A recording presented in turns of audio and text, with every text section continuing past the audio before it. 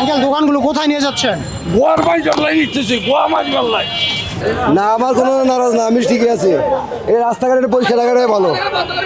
আপনি কি দোকানদার হয়ে এটার পক্ষে আছেন আপনি? হ্যাঁ, আমি এটার পক্ষে আছি, রোডঘাট ক্লিয়ার থাকুক, এটা আমি অন্যভাবে আছি। ঈদ উল ফিতরকে অপেক্ষা করে তারা ঠিক রাস্তার মাঝখানেই দোকানপাট দিয়ে বসেছিলেন, যার কারণে কিছুক্ষণ আগেই আইনশৃঙ্খলা বাহিনী পুলিশের তৎপরতায় ব্যবসায়িকরা কিন্তু তাদের যে দোকানগুলো রয়েছে সেগুলো সরিয়ে নিতে বাধ্য হয়। এবং এই মুহূর্তে যদি দেখায় যে রাজধানী পাতাল মার্কেটের সামনে কিছুটা জনস্বস্তি কিন্তু ফিরে এসেছে এবং সেই দোকানগুলো সরিয়ে নেওয়ায় পাতাল মার্কেটের সামনে যে রাস্তাটি রয়েছে সেই ফুটপাথগুলো দখল করে নিয়েছিল যে ব্যবসায়িকরা, সেগুলো কিন্তু আইনশৃঙ্খলা বাহিনীর তৎপরতায় এই মুহূর্তে কিন্তু রাস্তাটি অনেকটাই চলাচলে স্বাভাবিক করতে পেরেছে আইনশৃঙ্খলা বাহিনী।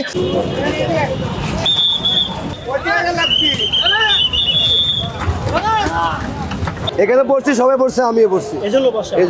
সবাই অন্য করলে কি অন্যজনে অন্যায় করে এই জন্য আপনি করতেন? না না, এখানে 100 লোক লাগাইছে, এই জন্য আমি লাগাইছি, আমি এর তো কোনো নারাজ নাই। এটা আসলে কিভাবে দেখছেন আপনি একজন ক্ষুদ্র ব্যবসায়িক হয়ে? এটা দেখার কিছু বলো নাই, কারণ মনে করেন যে চেষ্টা করতেছি, এর বেশি কিছু করার নাই। যা আছে কপালে, কখনো মায়ের খাইতে হবে, কখনো মনে করেন যে দৌড় খাইতে হবে, সব কিছু সহ্য করে নিয়ে আমাদের চলতে হবে। এরপর এক ফুটপাথ দখল করে যে দোকানগুলো বসেছিল সেগুলো কিন্তু সরিয়ে নিয়ে যাচ্ছে আইনশৃঙ্খলা বাহিনীর তৎপরতায়।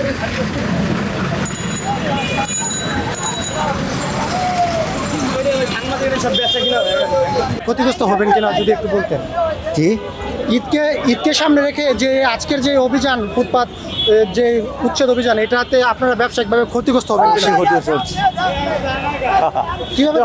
কিভাবে দেখছেন এই অভিযানটা আসলে? কি রে, পুলিশের হাতে হামলা দিবে, এটা ওনারই বেশি ক্ষতি হয়, আর আমাদের মালটা লাগাই এখন ভালো লাগে না আর।